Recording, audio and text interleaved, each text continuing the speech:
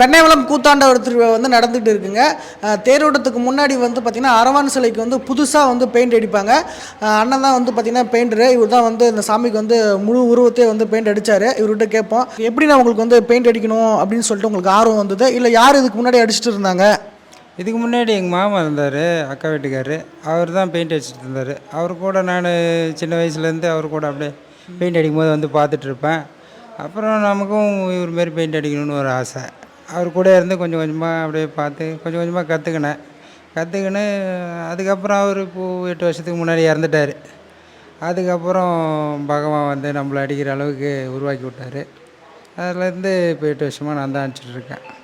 ஓகேண்ணா, ஓகே. இப்போ இந்த சாமியோட உருவத்தை பார்க்குறப்ப நம்மளுக்கே வந்து ஒரு சில டைமில் வந்து மெரிசல் இருக்கும். ஏன்னா நம்ம சொந்த ஊர் இந்த ஊர் தானே எனக்கு. அப்படின்றப்ப நீங்கள் பெயிண்ட் பண்ணுறீங்கள, ஒரு சில விஷயம் பெயிண்ட் பண்ணுறப்ப உங்களுக்கு ஏதாவது வந்து மெய் செலுத்திருக்குங்களா?